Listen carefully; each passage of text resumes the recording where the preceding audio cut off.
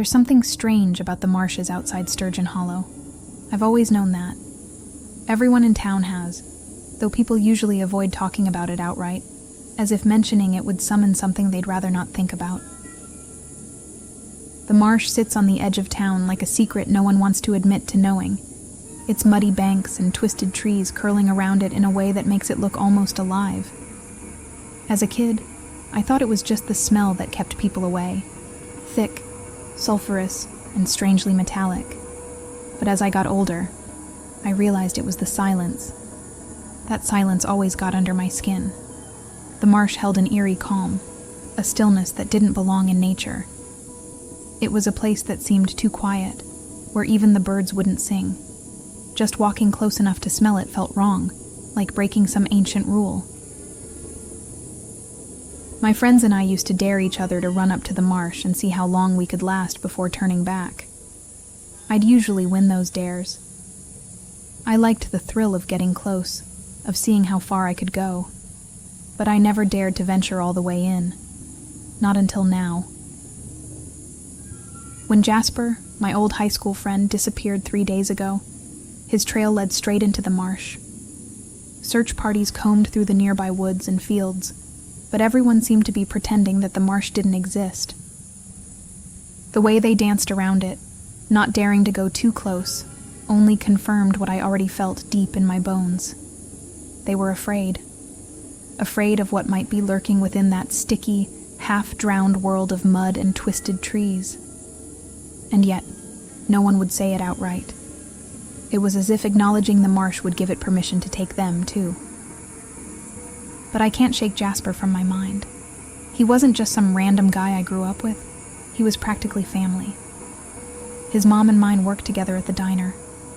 We'd spent countless summer nights sneaking beers by the lake, talking about all the places we'd go once we escaped this crumbling town. Jasper was the adventurous one, the one who'd lead us to abandoned barns or through crumbling fields. I owed it to him to search, even if no one else would. So, here I was, on the edge of the marsh at twilight, standing alone with nothing but a flashlight and a faint hope that maybe, just maybe, Jasper was still out here, waiting for someone to find him. The swamp looked almost peaceful, the water reflecting the dying light in dull silver streaks, weeds and roots making strange, tangled shapes along the shore. I took a cautious step forward, the mud thick and unwilling beneath my boots. The smell hit me harder than I remembered, foul, heavy, like something decaying in the heat of summer. I gripped the flashlight tightly. Shadows seemed to dance along the water's edge, twisting and flickering in strange shapes that made me hesitate.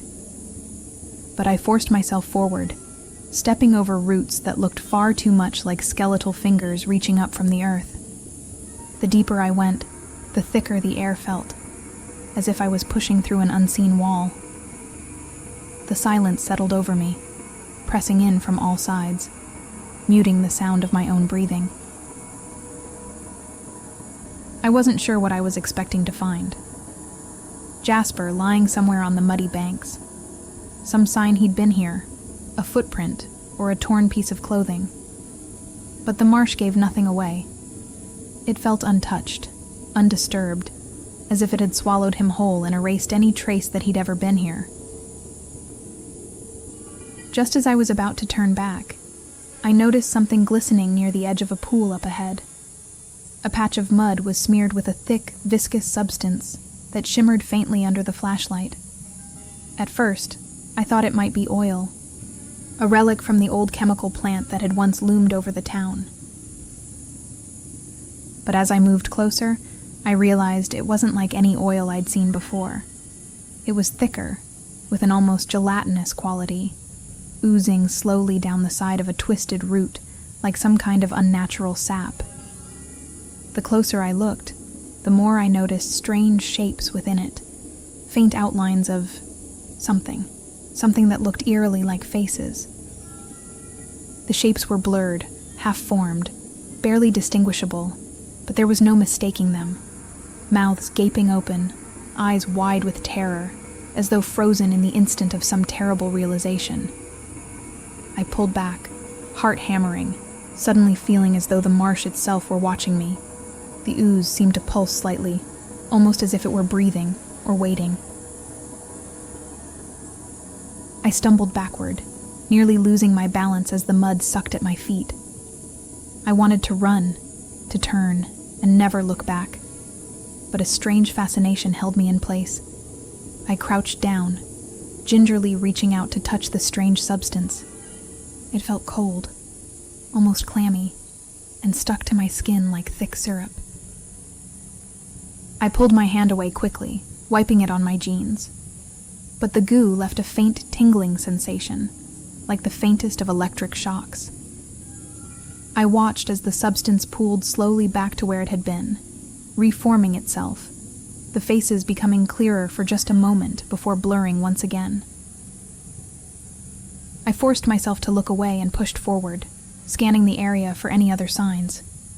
As I moved through the reeds and mud, I saw more of the goo, smeared along trees, pooling in dark crevices, and seeping up from the ground in strange, misshapen patches. Each time I saw the same faces trapped within it, distorted and shifting as though struggling to escape. Then, something shifted in the shadows up ahead. A figure, pale and twisted, barely visible through the thickening darkness. I squinted, raising the flashlight, and froze. It was Jasper. Or at least it looked like him. His face was there, his eyes wide and unseeing, his mouth open in a silent scream, but his skin glistened with that same translucent, jelly-like substance. His body seemed to ripple, the flesh soft and unstable, almost melting as he took a step toward me. I couldn't breathe, couldn't move. My brain struggled to process what I was seeing, the horror of it too vast, too surreal. He opened his mouth, and a sound came out. A garbled, choked noise, like someone trying to scream through a mouthful of sludge. I staggered back, feeling the mud give way beneath me as he took another step forward, his body shifting and changing with each movement, as though he were barely holding himself together. "Help! Me." The words were barely discernible, a tortured whisper that seemed to echo through the swamp. I stared, unable to look away, as his hand reached out, dripping with the same translucent goo, fingers bending at impossible angles. I didn't think. I just ran. The marsh seemed to come alive around me, branches clutching at my clothes, roots twisting beneath my feet. The silence was gone now, replaced by that same garbled whisper, echoing from all around, calling my name in a dozen different voices, all of them warped and wrong. And as I finally burst free from the marsh and back onto solid ground, I glanced back one last time. In the fading light, I saw them, dozens of faces, half submerged in the muck, watching me with eyes that were both Jasper's and not, eyes that held the same plea, the same terrible need, and I knew deep down that the marsh wouldn't let me go so easily. I hardly slept that night. Every time I closed my eyes, I saw Jasper's face, contorted, pleading, and twisted in a way that seemed to ripple with the swamp's awful goo. I lay in bed, staring at the ceiling, wondering if I'd lost my mind. Maybe it was the darkness, or maybe the smell of the marsh had gotten to me. But even as I tried to convince myself it was just a trick of the light, the feeling that Jasper was still out there, somewhere in the marsh, wouldn't let go. At dawn, I headed back out, despite my better judgment. I knew I'd be walking right back into something I might never understand, but I couldn't stay away. Jasper's mom had called me that morning. She didn't ask me anything, didn't mention her son by name, but her silence, her waiting, told me enough. She needed answers, just like I did. The morning light stretched across the swamp. The scent of decay was sharper now in the early chill, thickening the air with each step I took. I picked my way carefully through the mud, watching for any more signs of that shimmering goo. In the daylight, the marsh seemed almost normal, a dark, overgrown patch of land, dripping with old vines and blanketed by damp fog. But it didn't take long before I started to see it again. The glistening, half-translucent patches were scattered across the ground like thick spills of tar, shimmering faintly as if alive. I tried not to look too closely, not wanting to see the shapes I'd seen last night. But every so often, when I stepped too close, I'd catch a glimpse, a half-formed eye, an open mouth, or a set of twisted fingers pressing against the goo, as though they were reaching up from beneath it. I shivered, feeling a strange urge to step backward, to put as much distance between myself and the marsh as possible. But just as I was about to turn back, I heard something. A low, faint murmur, like voices layered on top of each other, thick and sticky, as though the words were clinging to the air. I froze, scanning the area, my heart pounding. The sound was faint, almost like a song, though it was distorted, stretched out in a way that sent chills across my skin. Help. The word drifted over the water, distorted and strange, so quiet that I thought I might have imagined it. But it came again, louder this time, and then another voice joined it, and then another. They were faint, some too garbled to make out, others so soft they faded into the fog. But they were there, blending together in a strange, haunting chorus. Help. Please. The voices seemed to rise from beneath the surface of the swamp, as though they were trapped just below the mud, reaching out, begging for someone to hear them. I stood, paralyzed, listening to the sound grow, louder and louder, until it felt like the whole marsh was calling out to me. My mind reeled, grappling with what I was hearing, every instinct screaming at me to run.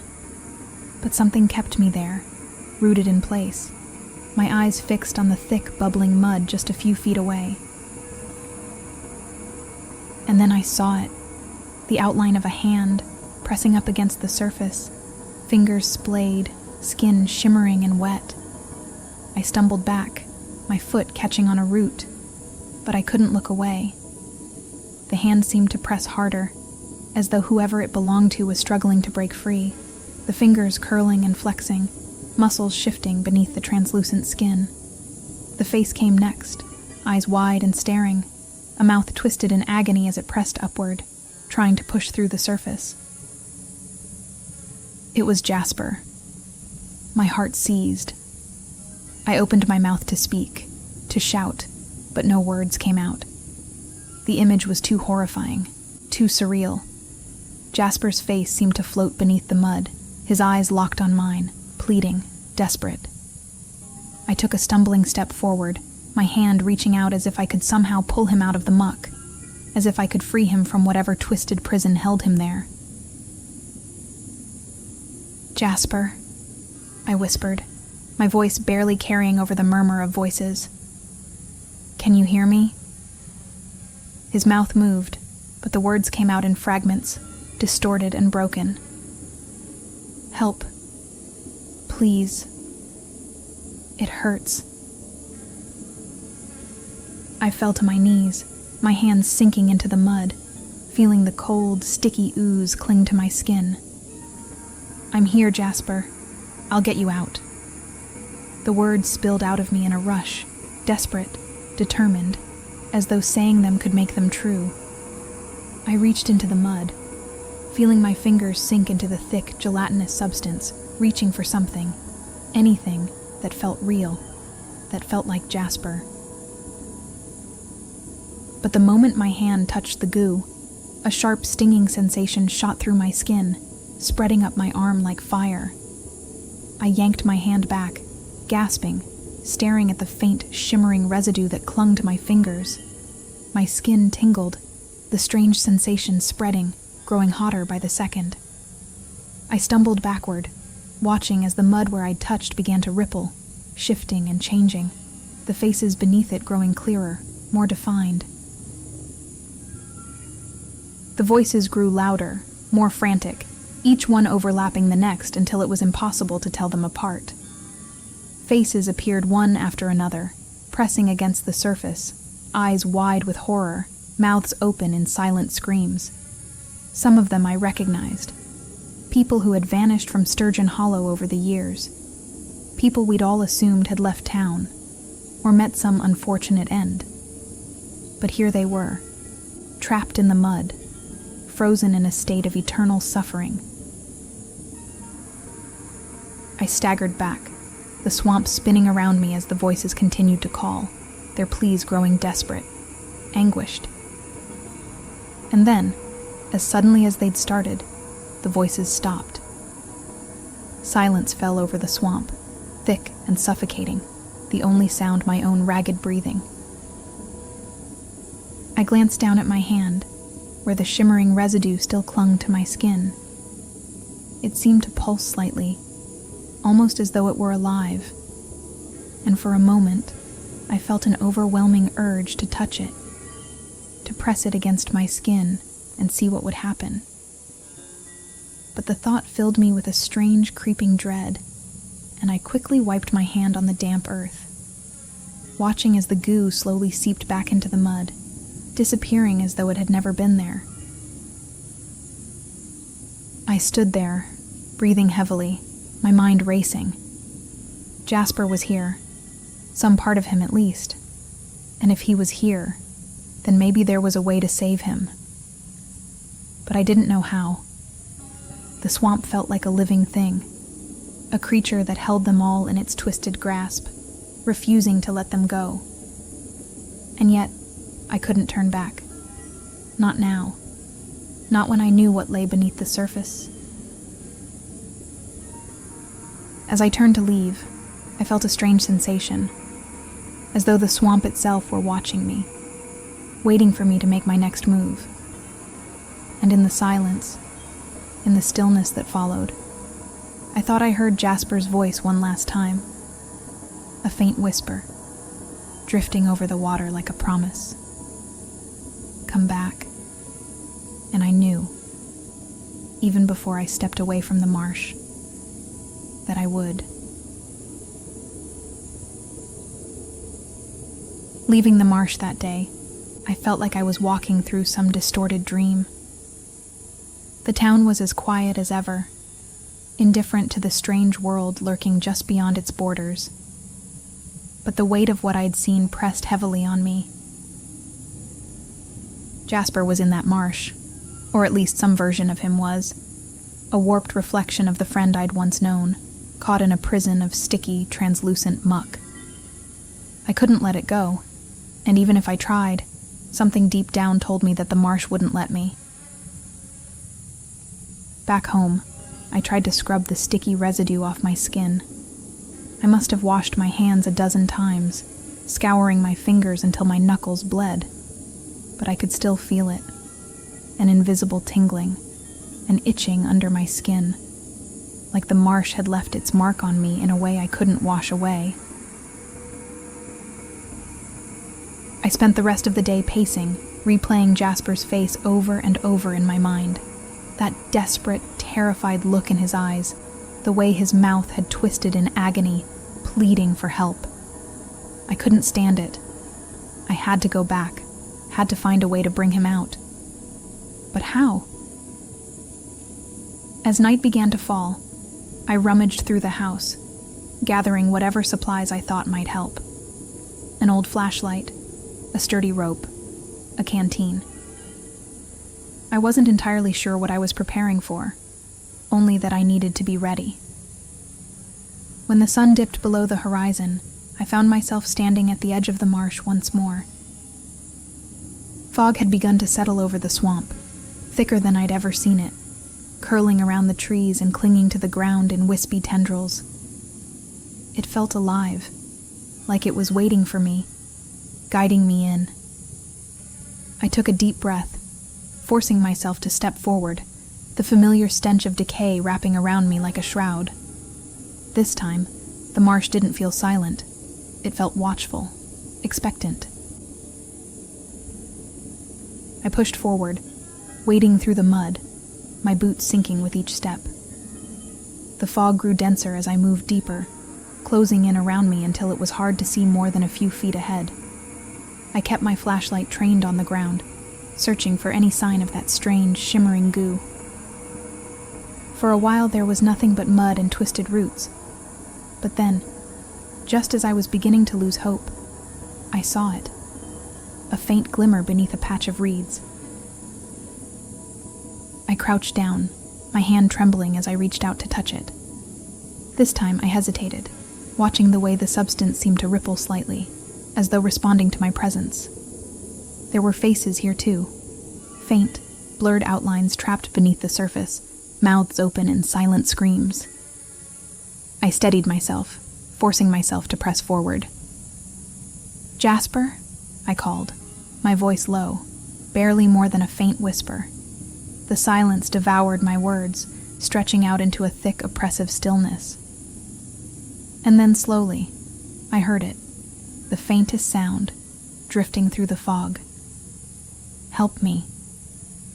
I spun around, scanning the marsh as my heart raced, the voice drifting from somewhere nearby, faint yet unmistakable. I moved forward, drawn to the sound, my boots sinking deeper into the thickening mud with each step.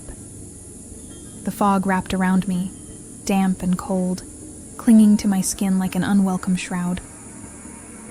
The voice grew louder, more desperate, as though whoever was calling out was getting closer, pulling me deeper into the heart of the swamp. The ground grew softer, wetter, until I was practically wading through mud, each step harder than the last. But I couldn't stop. I had to find him. I had to bring him back. And then, suddenly, the ground gave way beneath me. I stumbled forward, my foot sinking into a deep patch of mud that seemed to swallow me whole. As I tried to pull back, the swamp resisted, gripping me tightly, holding me in place. I struggled to free myself, but the mud was thick and unyielding, clinging to me. My other foot sank deeper, and as I reached out to steady myself, my hand slipped, the muck pulling me further down, determined to draw me in. The voices grew louder, a chorus of whispers echoing through the fog, filling my ears until it was all I could hear. "Help us.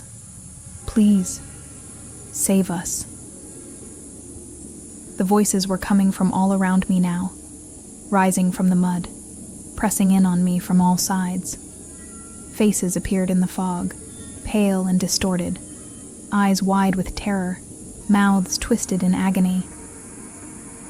They surrounded me, shifting and blending together, becoming one vast, tormented mass that seemed to pulse with a life of its own. I struggled, my hands sinking deeper as the mud gripped my arms and legs, pulling me down inch by inch. The swamp felt alive, a living, breathing thing intent on consuming me whole. I clawed at the ground, fighting against it, but the more I resisted, the deeper I sank, the mud rising up to my chest, thick and suffocating. And then I felt it, a cold, slimy hand wrapping around my ankle. I froze, my heart pounding, breath lodged tight in my chest. The hand was cold, impossibly cold, like death itself. I looked down, barely able to see through the thick, murky mud, and saw fingers, thin and bony, digging into my skin, pulling me down with a strength that didn't belong to anything human. I kicked, thrashing, but the hand held tight, its grip unrelenting. And then another hand appeared, wrapping around my other ankle, and another, until I was surrounded, trapped, held in place by a dozen hands, all of them pulling, dragging me down into the depths of the swamp. I screamed, but the sound was swallowed by the fog, lost in the thick, clinging silence. The faces pressed closer, their mouths open in silent screams, their eyes wide with desperation. I could feel their hands on me, cold and slimy, pulling me down, dragging me deeper and deeper into the mud. And then, just as suddenly as they had appeared, the hands let go. I gasped, stumbling forward, falling to my knees as the mud released me, the fog thinning just enough for me to see a faint, flickering light up ahead. I staggered to my feet, my whole body trembling, the cold still clinging to my skin. The voices had gone silent, the swamp settling back into its oppressive stillness, as though nothing had happened. But I knew better. The marsh had shown me its secret, its hunger, and now it was waiting, watching, patient. I took a step forward, my legs shaking, and moved toward the light. It flickered in the distance, a faint golden glow that seemed impossibly out of place in the darkness of the swamp. I pushed forward, drawn to it, hoping, praying, that it would lead me to safety. But as I drew closer, the light began to change, shifting from a warm, inviting glow to a cold, harsh white. And as I stepped into its beam, I saw them, figures, pale and translucent, standing in the shadows, their eyes wide and empty, their faces twisted in expressions of eternal suffering. They stared at me, their mouths open in silent screams, their eyes hollow, lifeless. And in that moment, I realized the terrible truth. The marsh wasn't just a place. It was a prison for the souls it had taken, a place where the lost were trapped, unable to escape, their suffering endless. And now, I was one of them.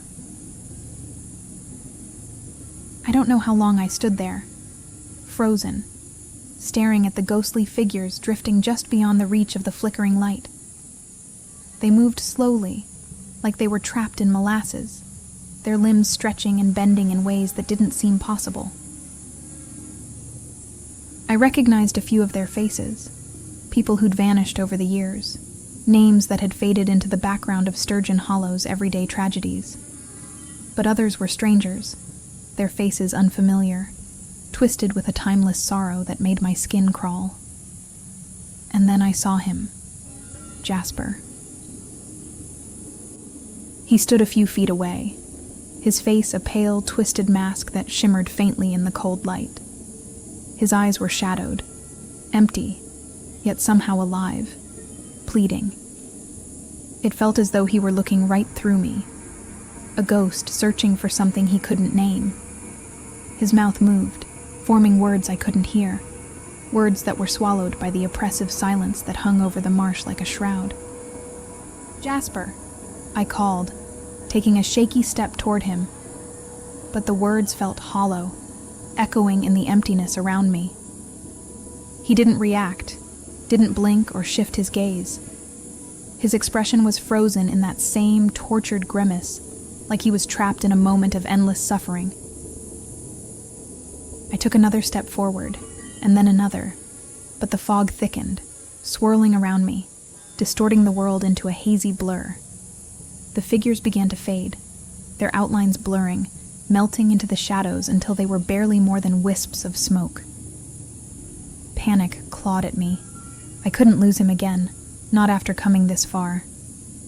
I tried to call his name again, but my voice was lost in the fog, swallowed by the marsh's endless, consuming silence.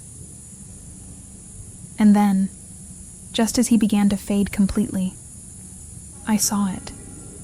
A faint shimmer of that strange, translucent goo clinging to his face, his hands, his legs, binding him in place like some horrible, otherworldly cocoon. The marsh had taken him, held him, trapped him in that sticky, half-formed shell, and it wasn't going to let him go. I dropped to my knees, my hands sinking into the mud as I tried to reach him, feeling the cold, clammy substance cling to my fingers. I didn't care about the tingling, the numbing cold spreading up my arms. All that mattered was Jasper. I had to get him out. I had to break him free. "Jasper!" I shouted, my voice raw, desperate. I reached out, my fingers brushing the goo that clung to his arm. It felt cold, slick, almost alive, pulsing faintly under my touch. I pulled, trying to peel it away, but it clung to him, unyielding, refusing to let go. His face twisted, his eyes widening with a silent scream that I couldn't hear, couldn't understand. But I didn't stop. I clawed at the substance, tearing at it, trying to free him from its grip. The more I pulled, the more it seemed to cling, like it was fighting back, resisting. My fingers dug into the muck, and I felt it move, shift, as though it were alive, reacting to my touch.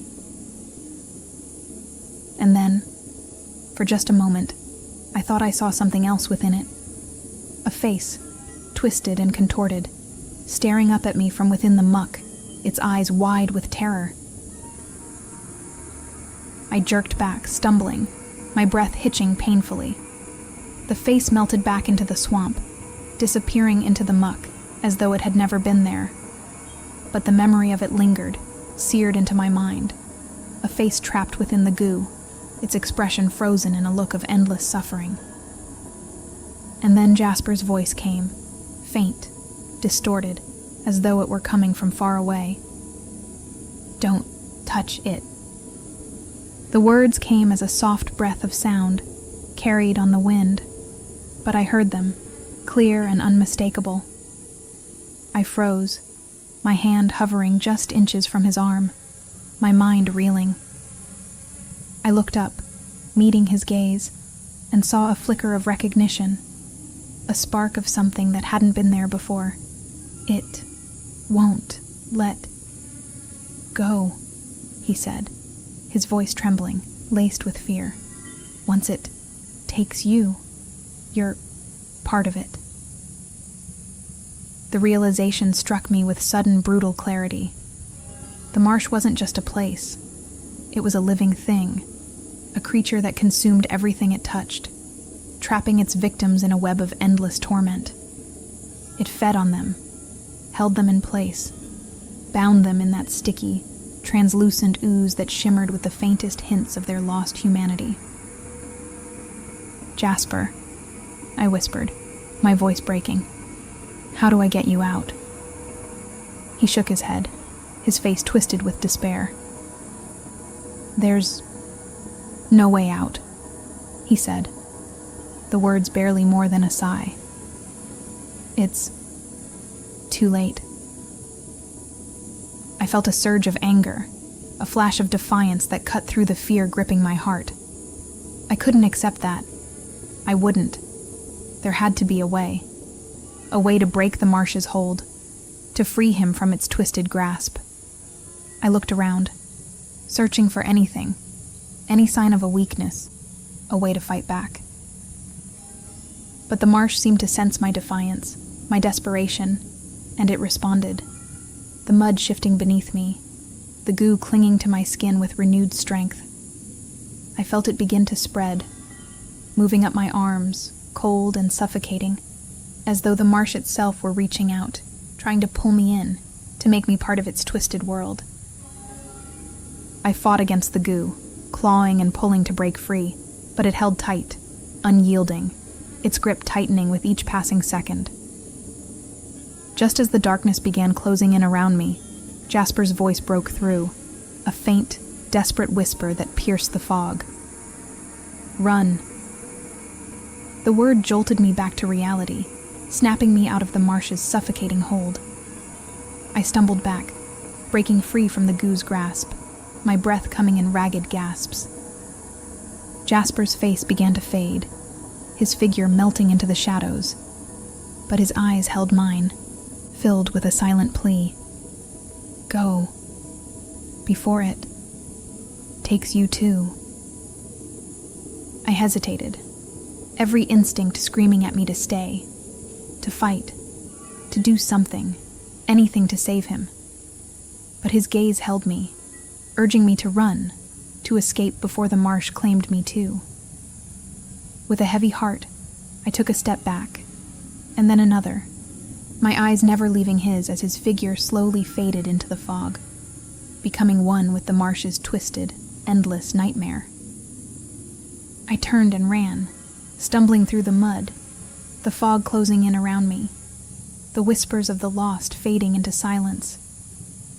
The marsh seemed to shift, closing behind me, as though it were sealing itself off, hiding its terrible secret from the world. I didn't stop until I was free, until I was standing on solid ground, the marsh a distant, haunting memory behind me. But even as I gasped for breath, my heart racing, I knew the truth. Jasper was gone, lost to the marsh's endless hunger. And no matter what I did, no matter how far I ran, a part of me would always be trapped there, haunted by the shadows of the lost, by the faces that would never fade from my memory. And as I stood there, staring back at the twisted, silent marsh, I knew one thing for certain. The marsh wasn't done with me yet.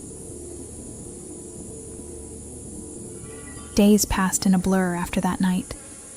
I tried to go back to life as usual, forcing myself to function, to talk to people, to sit through long shifts at the diner where the hum of daily life drowned out the haunting silence of the marsh.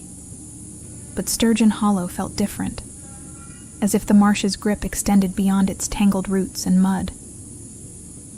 Everything seemed muted, shadowed, like the swamp had drained the color from the world, leaving only the echo of what used to be. The other people in town didn't seem to notice, or maybe they were simply too good at ignoring the unease that permeated every corner of Sturgeon Hollow. There were whispers about the missing, Jasper's name surfacing occasionally in hushed conversations, his face appearing on another round of flyers pinned to the diner's corkboard. But nobody talked about where he'd really gone, or about what lay waiting just outside of town. I was the only one who knew the truth, and with each passing day, it grew harder to carry. Jasper's mother, however, wore her grief openly. She was a shell of herself, her eyes red and empty, her gaze lost in places far beyond our reality. Sometimes she'd come into the diner, sitting at the counter with a look that begged for answers she knew I was holding back. Once, she asked, in a voice so quiet I almost missed it, "Did he suffer?" I couldn't answer her, couldn't bring myself to look into those haunted eyes. I told her I'd heard nothing, no screams, no cries, and she seemed to cling to the thought, nodding softly, as if to convince herself it could be true. But I could see the doubt, the flicker of dread that she held beneath that fragile hope. She would continue to search the marsh alone sometimes, walking its perimeter in the early hours, as if hoping he'd return. And each time, I felt the weight of what I hadn't told her deepen, anchoring me ever closer to the darkness that lingered just beyond our town. The dreams started. I'd see Jasper's face, hovering just beneath the surface of a thick, murky pool, his mouth opening and closing in a silent scream as I reached out to him, the goo wrapping around my arms, pulling me down into the cold darkness. I'd wake up gasping, my skin clammy, the faint smell of decay lingering in my room like a ghostly reminder of the marsh's hold on me. The marsh had changed me. I could feel it, a cold, sinking sensation deep in my bones, as though the swamp's murky tendrils had wormed their way into my very soul. I'd find myself staring off into the distance, hearing faint whispers that faded as soon as I tried to focus on them. My skin tingled, like I could still feel that cold, sticky goo clinging to me, creeping up my arms, trying to pull me back into its grasp. But I tried to ignore it, tried to push it all down, to drown it out with the noise of the diner, the clatter of dishes, the drone of voices that filled the empty spaces in my mind. Yet the marsh was never far. Every night, it called to me, whispering in a voice only I could hear, a voice that was part Jasper, part something older, something that belonged to the swamp itself. It was a week later, in the dead of night, when I finally gave in.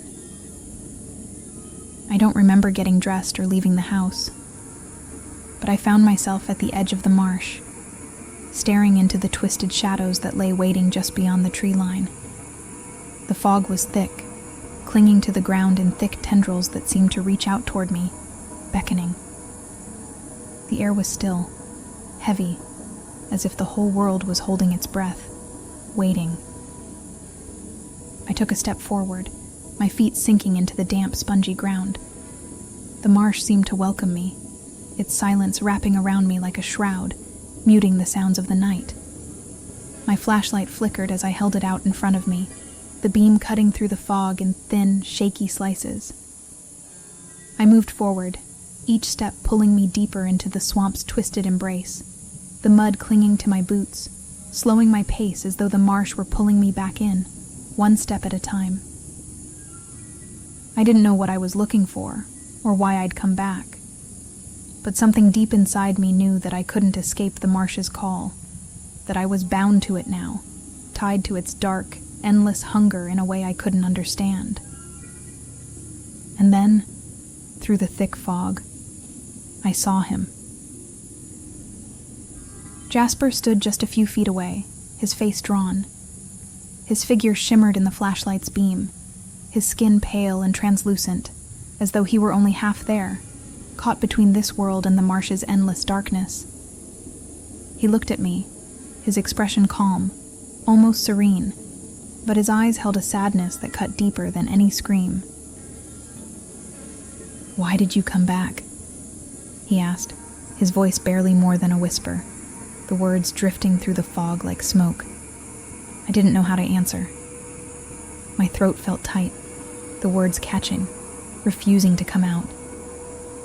All I could do was stare, my mind reeling, caught between the desire to run and the pull to stay, to understand, to reach out and pull him back from whatever abyss held him. He took a step forward, his figure wavering, shifting, like he was struggling to hold himself together. The goo clung to him, shimmering faintly in the light, the edges of his form blurring, dissolving into the fog. His hand reached out, trembling, as though he were fighting against some unseen force, and I felt a surge of hope, a flicker of belief that maybe, just maybe, I could save him. But as I reached out to take his hand, he shook his head, a faint smile ghosting across his lips, tinged with sorrow. "It's too late," he said, his voice barely more than a sigh. "The marsh, it's a part of me now, and I'm a part of it." The words hung in the air, heavy, final. I felt my heart sink, the weight of his words settling over me like a stone. But even as he spoke, I saw something in his eyes. A spark, a flicker of the Jasper I'd known, the friend I'd grown up with, the boy who'd once dreamed of escaping Sturgeon Hollow. "There's only one way," he said, his gaze steady, his expression resolute. "The marsh, it's hungry. It needs someone willing." The meaning of his words struck me with a force that left me reeling, the full, terrible truth settling over me. The marsh wouldn't release him, wouldn't let him go unless it had something else to take his place, something to feed its endless hunger. He was asking me to stay, to let the marsh consume me, to take my place among the shadows and the lost. I took a shaky breath, my mind racing, my heart pounding. I couldn't do it. I couldn't give up everything, sacrifice myself to this twisted, nightmarish prison. But as I looked at Jasper, at the faint, pleading expression in his eyes, I knew I couldn't walk away either. I couldn't leave him here, trapped, alone, suffering in the marsh's endless, suffocating darkness. I felt myself nod, the decision forming somewhere deep inside me, a quiet, terrible acceptance. I took a step forward, my hand reaching out, and for the first time, I felt the marsh's cold, sticky touch wrap around me, pulling me in, binding me to it. The goo crept up my arms, cold and unyielding, clinging to my skin, seeping into my flesh, and I felt myself begin to dissolve, to melt into the marsh's twisted embrace. Jasper's face softened, a look of relief washing over him as he reached out, his hand warm against mine, solid, real. And as the marsh began to pull me under, I saw his figure grow clearer, his form solidifying, his eyes brightening, as though the swamp's hold on him was finally breaking. "Thank you," he whispered, his voice soft, filled with gratitude. And I felt a strange, overwhelming peace settle over me as I let the marsh take me, let it consume me, pulling me down into its dark, endless depths.